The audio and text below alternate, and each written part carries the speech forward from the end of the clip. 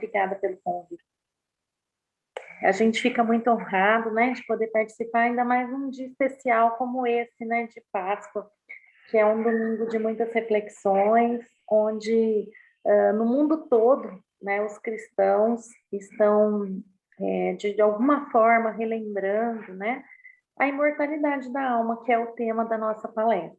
E eu gostaria de agradecer, em primeiro lugar, né, gratidão mesmo, porque eu creio que é uma honra, né, num dia como esse, estar com você, falando, né, do Evangelho, falando de Jesus, e espero que eu possa ser contribuição.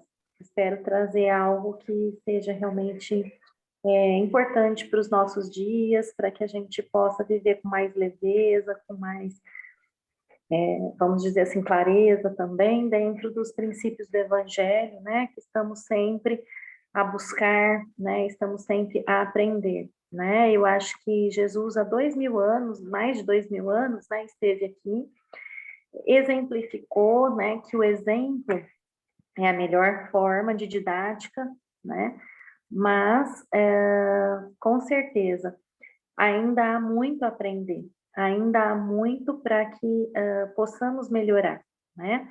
Então, que a gente possa hoje caminhar um passo a mais, né? Essa busca constante que temos de melhoria, de entendimento e com certeza, né? Para que a gente possa também viver melhor e espalhar essa luz por onde estivermos, com quem estivermos convivendo, né? Para que possamos realmente estarmos engajados nessa seara de Jesus, nessa proposta que ele trouxe, de transformar o mundo, né? Jesus já dizia, né? Sois o sal da terra, né? Sem o sal, se não tiver o sal, o que vai dar, né? Gosto aos alimentos e tudo mais. Então, que possamos ser realmente o sal da terra, que possamos fazer a diferença onde estivermos, né? E o nosso, vamos dizer assim, né? Saudoso Kardec, né? Maravilhoso, organizador, vamos dizer assim, dessa doutrina maravilhosa que nos traz o Consolador prometido, ele nos descortina os grandes mistérios, né, que ao longo dos séculos haviam ficado como que totalmente escusos, totalmente, vamos dizer assim, mistificados, né? E hoje, através do Espiritismo, temos plena consciência e entendimento, né, por meio de tantas mensagens tão carinhosas, tão atenciosas da espiritualidade maior, na busca do nosso esclarecimento, da nossa evolução, para que nós possamos realmente entender que estamos a caminho sempre de uma evolução, né? E que nesse caminho, vamos dizer assim, é mister entender que a imortalidade da alma é real, ela é comprovada já, né? E, inclusive, cada vez mais a ciência tem nos mostrado de uma forma muito clara, de uma forma bastante importante também, indícios, evidências da imortalidade da alma. Então, mesmo aquelas pessoas que se dizem ateus, né, que não professam nenhuma religião e tudo mais, que dizem mesmo que não acreditam, né, em Deus, na sua grandeza e bondade, eles acabam por se render, muitas vezes, a essa verdade da imortalidade da alma. Por quê? Por todas as evidências. Então, principalmente nos Estados Unidos, né, existem estudos, existem livros, existem universidades que se debruçam realmente no estudo da imortalidade da alma, e hoje já existem várias e várias publicações, várias e várias evidências publicadas, né, em livros, em artigos, né, de diversas áreas, mostrando realmente essa questão, né? Uma questão importante que foi estudada na universidade, por exemplo, de Harvard, que é a maior de todas, é justamente essa questão das evidências pelas lembranças, né? Algumas crianças têm uma facilidade muito grande de lembrar de outras vidas, né? E foram feitos alguns estudos que mostraram justamente o quanto, né, que isso foi claro e inegável, né? Porque foi comprovado, né, através de arquivos, através de estudos, que muitas delas estavam dizendo a mais pura verdade, né? Que todas as reminiscências, elas mostravam, nos traziam realmente algo real, verdadeiro, né? Que tangia a vida pretérita, né, daquelas crianças. E sabemos também que até os 7 anos, a criança ela ainda não completou o processo da reencarnação de uma maneira, vamos dizer assim, totalmente completa, né? Então, existe uma facilidade maior. No entanto, através da mediunidade também, muitas das vezes, não temos dúvida, não nos deixa dúvida também essa evidência da imortalidade da alma, né? E nesse dia de Páscoa, falando de Jesus, né? Então, o seu testemunho através da ressurreição, né? Do mistério da ressurreição e de tantas outras obras que ele fez, nos traz de novo à memória essa questão justamente, né? Da imortalidade da alma, né? E se não houvesse realmente essa imortalidade da alma, o porquê, né, de tanto esforço, de tanto sofrimento, muitas vezes, de tantas questões que nos fazem desafios no dia a dia, para o nosso crescimento, para a nossa evolução, mas para que seria tudo isso? Né? Se tudo fosse perdido no túmulo, né? Se tudo voltasse realmente ao pó.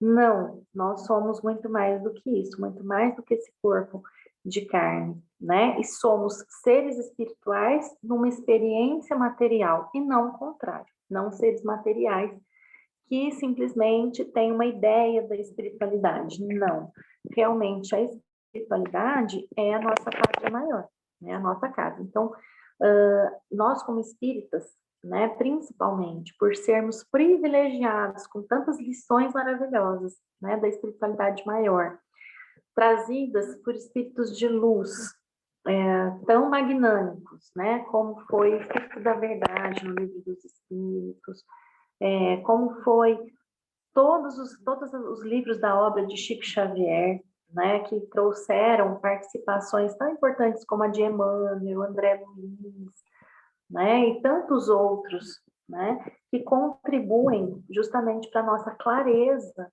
de que realmente a vida continua, né, que a morte é só uma passagem. Hoje, por ser Páscoa, estamos justamente valorizando e celebrando a passagem, né? Já no Velho Testamento, já muito lá atrás, na história do povo judeu, já se dizia que a Páscoa era a comemoração da passagem, né?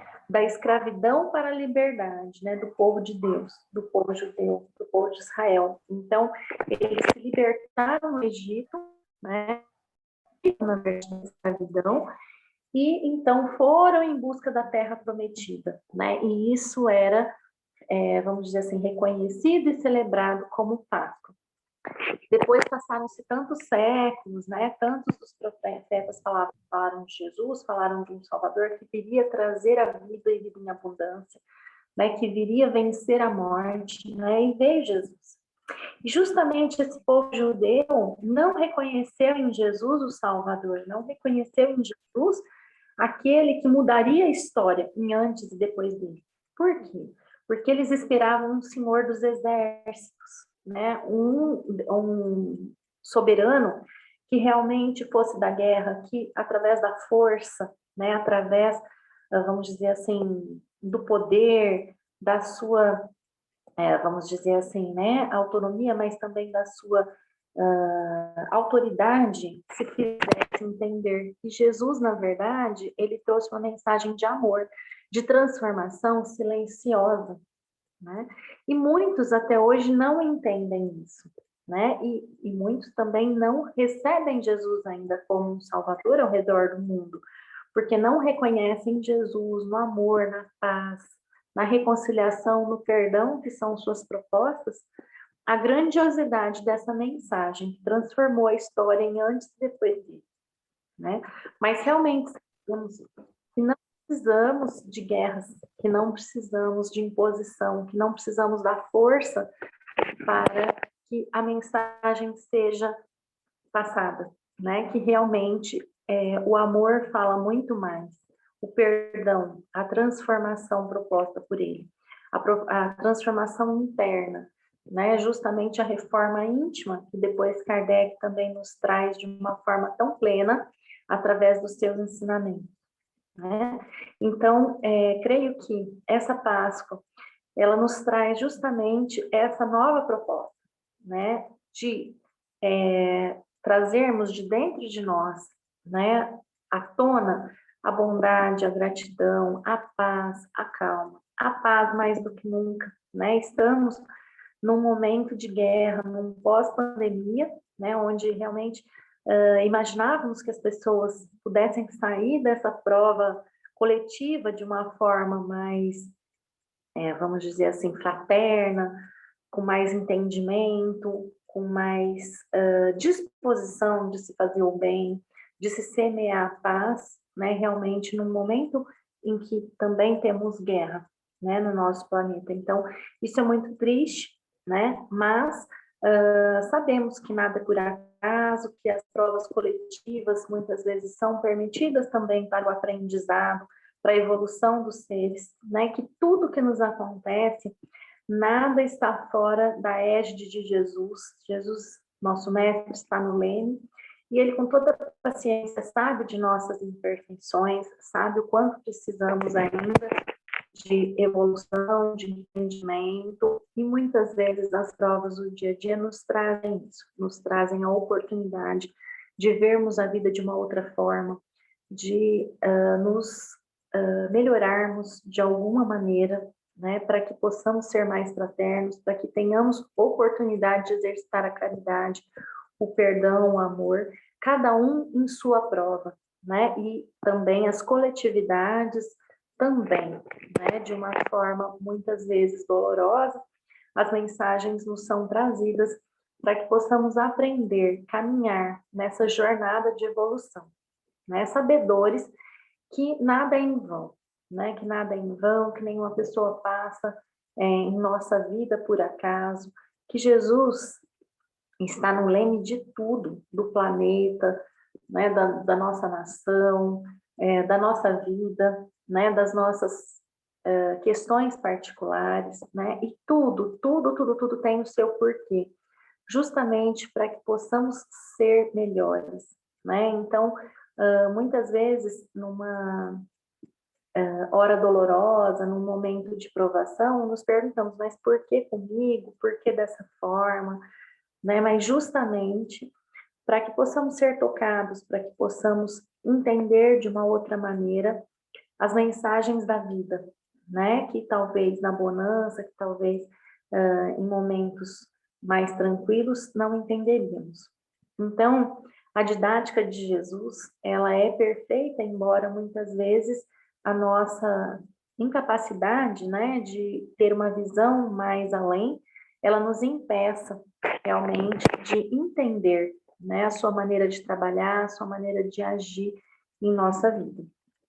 Então, eu creio que o nosso desafio maior, né, como cristãos e, sobretudo, como espíritas que somos, né, é justamente esse desafio, né, de estarmos sempre em busca de sermos melhores do que fomos ontem, né, de realizarmos essa reforma íntima, essa passagem para algo melhor, para uma situação melhor, para uma condição melhor, uma vibração mais elevada, sempre, né? E sabemos, por meio de tantos testemunhos maravilhosos da literatura espírita, tantas pérolas que a espiritualidade nos traz, que mesmo a criatura de coração mais endurecido, ela tem todo o potencial de chegar à angelitude. E Jesus sabe disso, ele confia no nosso potencial.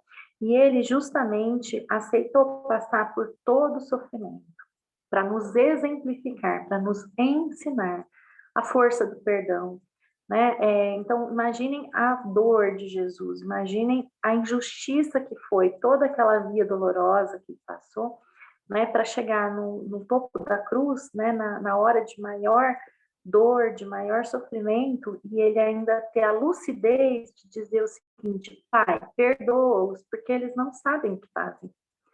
Então, é justamente isso, né? É de emocionar realmente, tanto amor, tanta consciência, né? Mesmo em meio ao ódio, mesmo em meio à raiva, mesmo em meio à dor, mesmo em meio ao sofrimento, né? E o quanto também somos provados, e o quanto também somos desafiados a perdoar, né? O que não é fácil para nenhum de nós. Eu creio que todos nós temos seus desafios íntimos, suas dificuldades. Somos ainda seres imperfeitos em busca, é claro, da luz, da perfeição, mas ainda temos as nossas mazelas, ainda temos as nossas dificuldades. E a vida nos desafia, né? No dia a dia, no cadinho do lar, né? No ambiente de trabalho, nas relações interpessoais, muitas vezes, a realmente perdoarmos, a realmente recomeçarmos, a realizarmos essa passagem que a Páscoa propõe, né? Para uma outra esfera, para uma outra maneira de ver as coisas, as pessoas, né? As suas atitudes, né? E o quanto precisamos ainda, né, nos lapidar nesse caminho, né? Justamente porque temos aí uma infinidade, vamos dizer assim, uma quantidade inestimável, né, de oportunidades, né? Porque a vida realmente ela nos dá incessantemente muitas oportunidades de melhoria, de reforma íntima, de evolução, né? E um testemunho maravilhoso é o testemunho de Emmanuel. Eu nunca me canso de comentar nas minhas palestras sobre o livro Há 2000 anos, né? Que Emmanuel, com toda a sua humildade, ele nos traz o seu testemunho, assim como outros espíritos também trazem, mas o testemunho de Emmanuel é muito tocante, porque hoje ele é Emmanuel, um espírito dessa envergadura moral exemplar, né, que nos traz esclarecimentos maravilhosos, que é até, vamos dizer assim, um pouco austero, um pouco duro nas suas lições, mas justamente por quê? Por tudo que ele experimentou, né? E porque ele quer o nosso melhor. Ele gostaria que não estacionássemos nessa jornada da vida, né? Que aproveitássemos as oportunidades, né? Então, nesse testemunho do livro Há 2000 anos, ele nos mostra que em uma de suas vidas ele foi Públio Lentulus, né? Aquele senador romano, muito poderoso, totalmente, vamos dizer assim,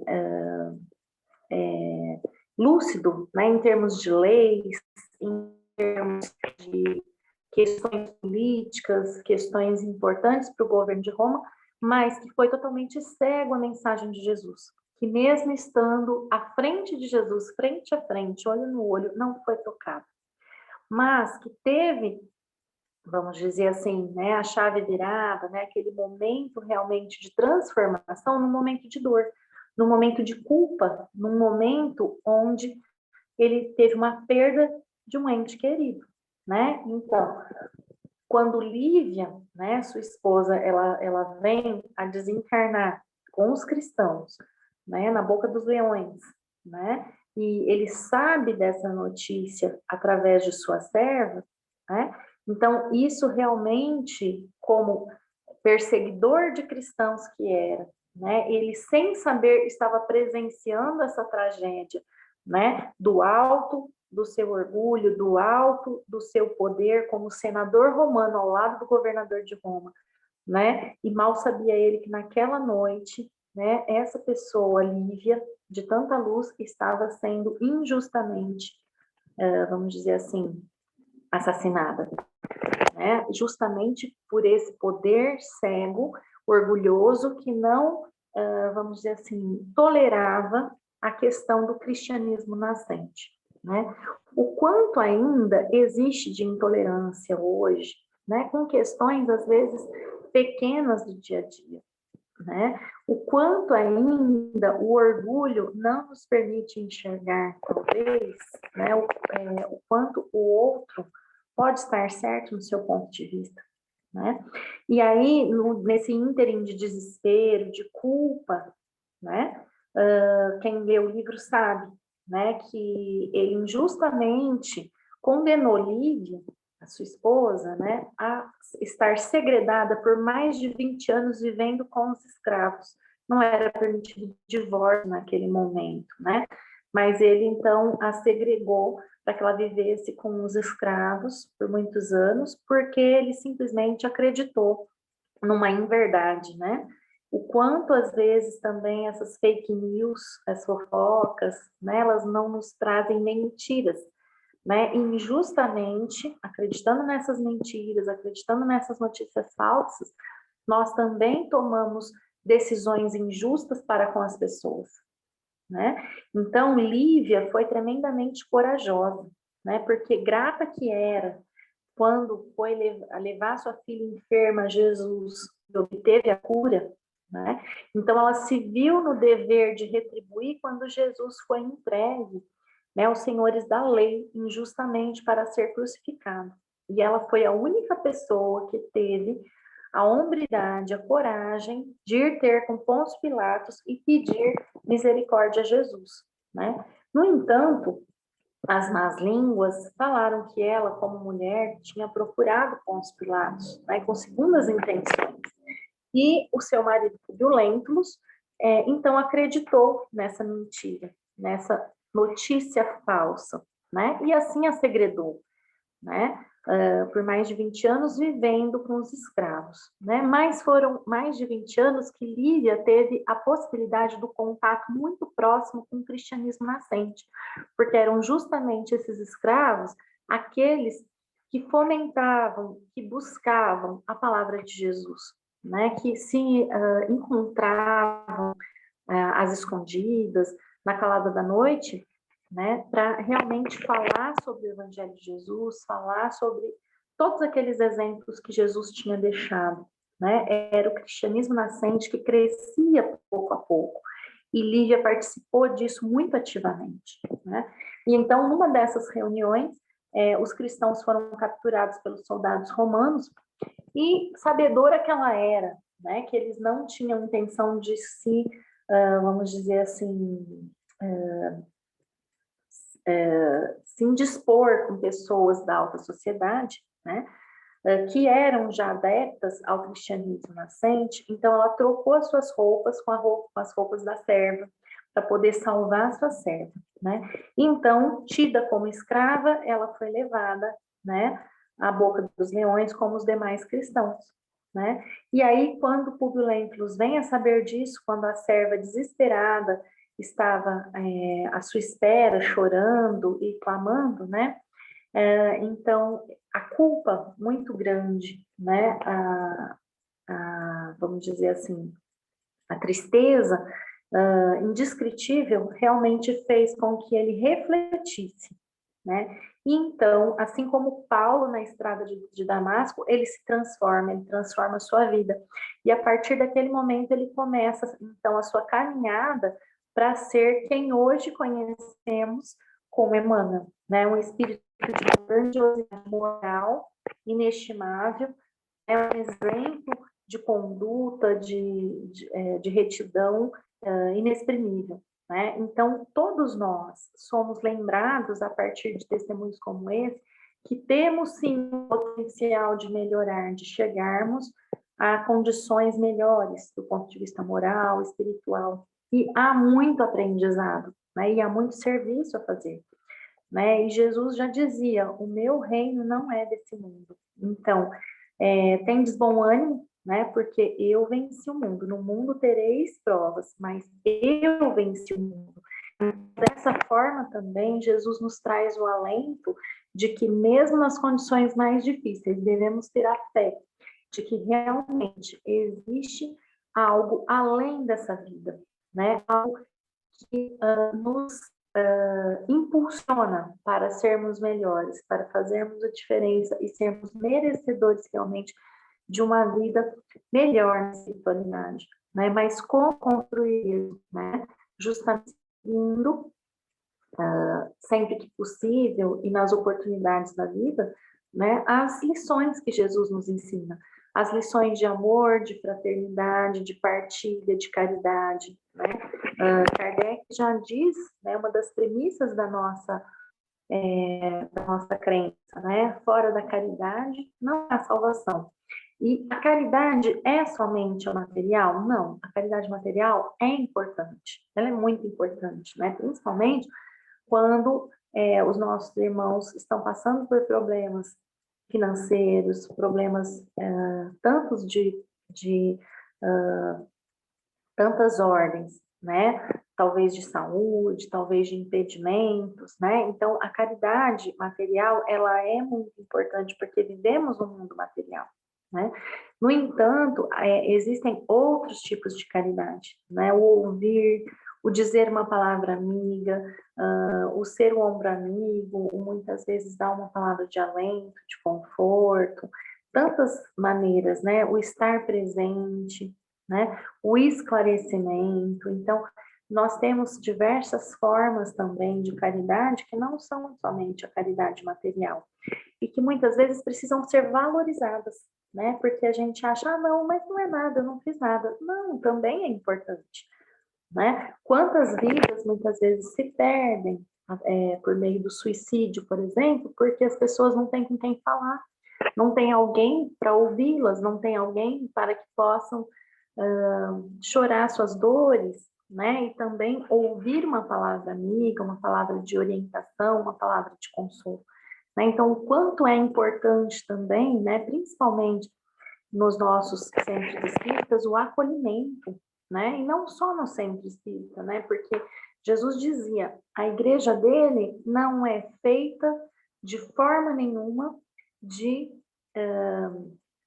vamos dizer assim, tijolos e pedras, né? Mas sim de corações. Então, onde dois ou mais estão reunidos, lá está ele. Então, hoje eu tenho certeza que entre nós ele está. Entre nós a espiritualidade maior está, porque estamos justamente buscando falar sobre ele, falar sobre isso. E a imortalidade da alma, ela é realmente algo tremendamente iluminador, né, que nos traz uma esperança gigante, né, porque já pensou se a gente não tivesse mais motivos, né, se a gente fizesse toda a nossa batalha de vida e tudo terminasse por terra, né, não, é muito mais, né, a gente entende que é só um capítulo da nossa história, essa existência, né, teremos outros, tivemos outros ainda, mas de uma forma ou de outra, estamos na caminhada para a evolução, né? E a imortalidade da alma, ela nos dá a possibilidade do aprendizado constante, ela nos dá a possibilidade da reparação, ela nos dá a possibilidade da reflexão. Então, quantas das vezes entendemos que erramos e muitas vezes não temos tempo nessa encarnação para reparar todo ele. Então, justamente a reencarnação também, ela nos traz essa possibilidade, ela nos descortina a possibilidade do perdão, do recomeço, de alguma forma. Assim como foi a mensagem da ressurreição de Jesus através da Páscoa, né? Então, são maneiras diferentes de ver, mas que de alguma forma nos trazem esse alento de que a vida continua, de que o Pai misericordioso entende o quanto necessitamos de novas chances, de novas possibilidades para o perdão, para o aprendizado, para que o amor se faça presente em nossas vidas, para que possamos reparar erros, para que possamos aprender, ter a oportunidade de fazer com que o nosso potencial realmente seja atingido, seja alcançado, né? Todos nós temos potenciais ainda misteriosos, escondidos, né? O quanto ainda podemos ser contribuição, o quanto ainda podemos ser, vamos dizer assim, uma luz, né, no mundo. Então, que a gente possa, através do Evangelho de Jesus, através dos seus exemplos, através de todas as mensagens que aprendemos, né, ao longo da doutrina, trazer realmente esse alento, né, que a vida continua sempre. Então, pensem o quanto isso não é maravilhoso para as mães que perdem seus filhos, né? Para aquelas pessoas que perdem os seus entes mais queridos em momentos, vamos dizer assim, que elas não estavam esperando, né? Então, o quanto é importante essa esperança do reencontro, o quanto é acalentador a esperança de que temos ainda uma nova chance para aqueles que erraram, para aqueles que não puderam se despedir dos seus entes queridos, né? Para aqueles que ainda precisariam pedir perdão, né? E é claro que a vida, ela é muito generosa e de alguma forma ela arranja as coisas, ela coloca junto as pessoas em momentos importantes, justamente para esse aprendizado, para esse crescimento, para a renovação, para a transformação dos corações, né? E muitas vezes, mesmo quando a gente não entende, né? Mesmo quando é tão doloroso, né? De alguma forma Jesus está agindo ali. De alguma forma a espiritualidade ela está nos dando uma oportunidade de aprendizado, né? E aí a pergunta não é assim, por que para mim, né? Por que comigo? Por que isso? Mas assim, ó, para que isso? Por que para mim? Qual é o aprendizado por trás disso, né? O que Jesus faria no meu lugar? O que é que Jesus quer dizer? O que que a espiritualidade quer dizer com tudo isso? O que é que eu tenho que aprender que eu ainda não aprendi, né?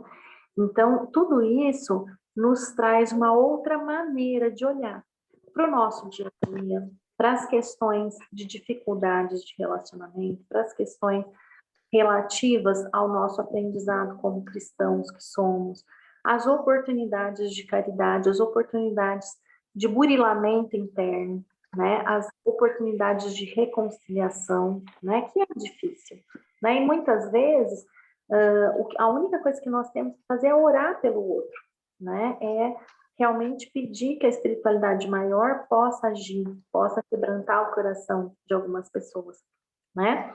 E nesse momento, por exemplo, de guerra, né, o quanto que ainda existe ódio, o quanto que ainda existe, vamos dizer assim, incompreensão, né? E que possamos ser luz, né? E quando fizermos as nossas orações, que a gente possa também orar por aqueles que são odiados.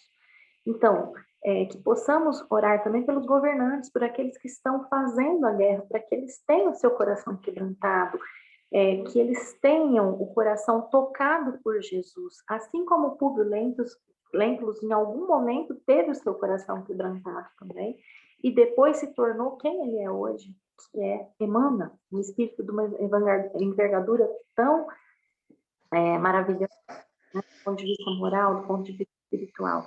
Né? Então, que a gente possa vencer, né, o ódio, ter aquilo temporário, orar por todos nós, né? Somos todos irmãos, orar uns pelos outros, abençoar uns aos outros, né? Pedir realmente que a espiritualidade maior possa interferir, porque mesmo aquele que está mais distante hoje de Jesus, ele vai chegar em plenitude, né? Emmanuel dizia isso de uma forma categórica, né? E através do seu exemplo nos mostrou que isso é possível, né?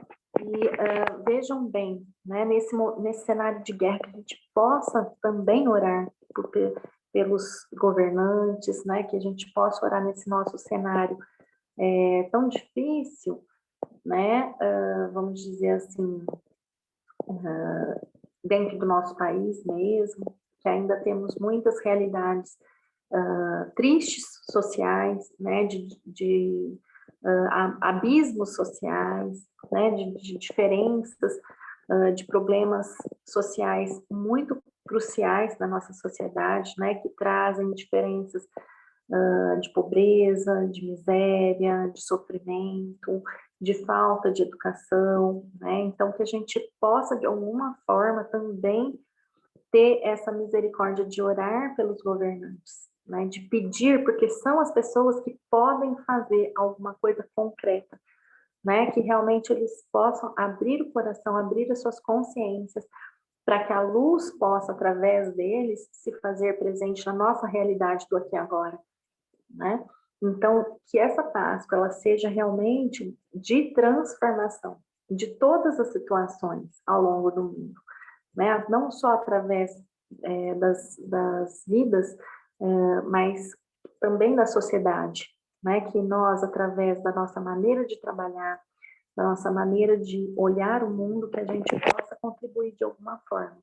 Seja através de uma ajuda, seja através de uma palavra, seja através de um exemplo, seja através realmente de um acolhimento, né? Mas que a gente possa realmente contribuir para a transformação, para que esse mundo possa sair realmente dessa esfera pesada, que ainda caracteriza, né, as provas e expiações, para que ele tenha realmente essa elevação para o mundo de regeneração, né? Que possamos estar dispostos a essa regeneração, né? Dizer sim a essa regeneração. E isso Jesus já mostrou, né? Muitas vezes é dolorido também, né? Então não podemos perder a esperança, porque Jesus sabia de tudo, sabia o quanto que ele ia sofrer, sabia o quanto que ia ser doloroso, mas mesmo assim ele aceitou, né, o desafio de estar conosco, né, nos anos que ele esteve por aqui, de realmente passar por toda a via crucis, por toda a via dolorosa e depois ressuscitar ao terceiro dia, nos exemplificando justamente, né, a força da vida, né, o quanto a imortalidade da alma é preciosa, né, e depois quando ele manda o nosso Consolador, né, através da nossa doutrina, com tantos exemplos, com tantos livros, com tantas mensagens, com tantas explanações, com tantas expressões mediúnicas que nos trazem realmente a certeza, né, da imortalidade da alma, por evidências inegáveis, né?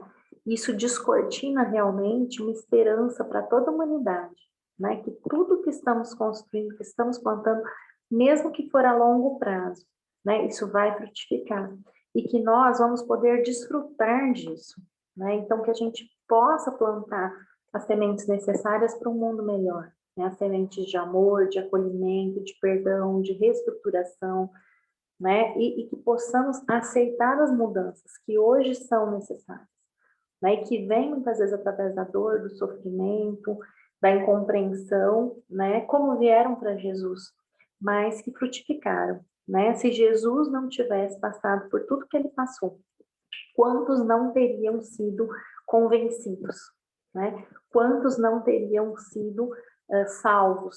Então, o quanto muitas vezes o nosso exemplo, o quanto muitas vezes o que estamos passando de dificuldade, a maneira que estamos fazendo isso, não está também inspirando outras pessoas, né? Não está também mostrando um outro caminho para aqueles que ainda têm o coração endurecido, ainda precisam de um pouco mais de esclarecimento, de acolhimento, né?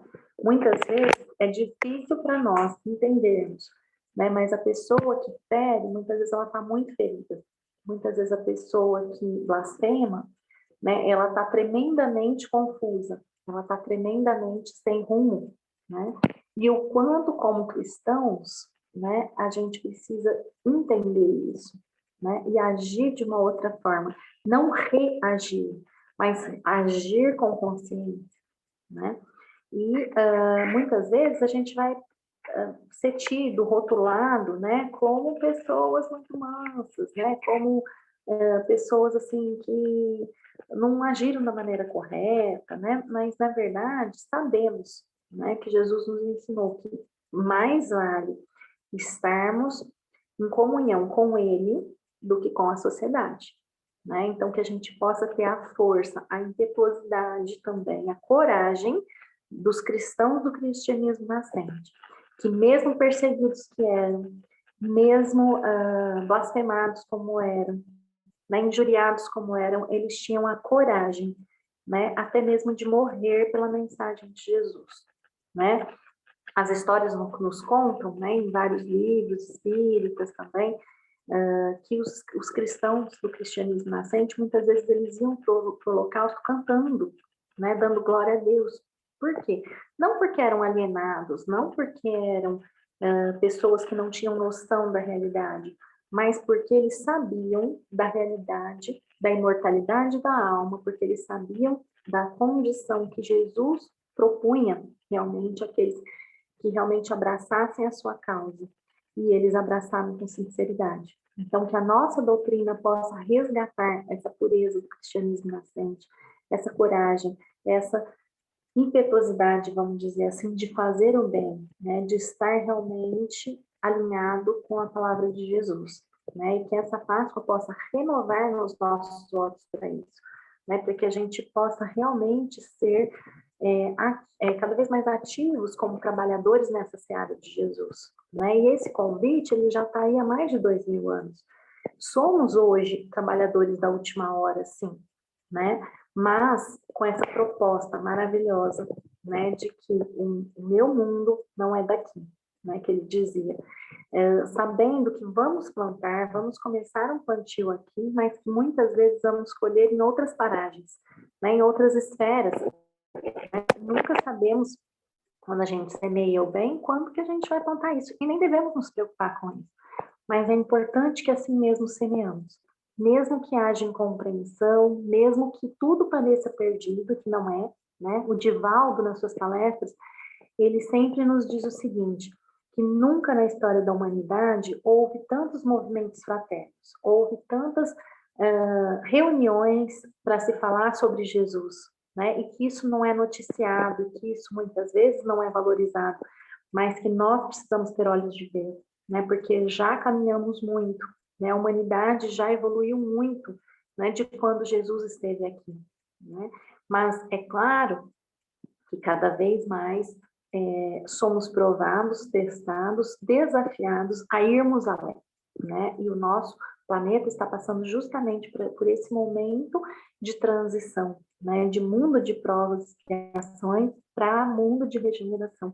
Que a gente possa ser contribuição para isso, contribuição para que a sintonia do mundo esteja um degrau acima, né? Que a gente possa, de alguma maneira, falar da luz, divulgar a luz, né? A luz do evangelho, a luz do amor, a luz da caridade, a luz da doutrina, para que a gente possa também tocar corações, né? Para que a gente possa transformar vidas, né? Porque muitas vezes é quando menos esperamos que isso acontece, né? E às vezes isso nos traz uma gratificação muito grande, né? Quando a gente, de alguma forma, sabe que pudemos ser contribuição, né? Então, esse é o sentido, né? A nossa vida, ela não tem sentido.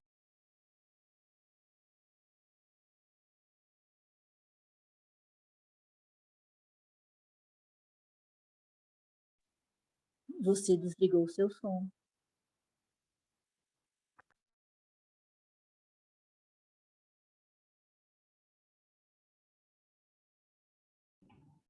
Carla, tá sem som.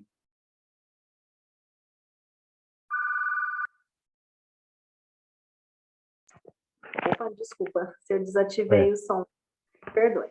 Mas que a gente possa ter contribuição, né? Era justamente isso que eu estava comentando, que a gente possa realmente contribuir de alguma forma, que a gente possa realmente fazer a diferença aonde estivermos, né? E que a gente possa sempre pensar naquele momento, como que eu devo agir, né? O que Jesus faria se ele estivesse aqui?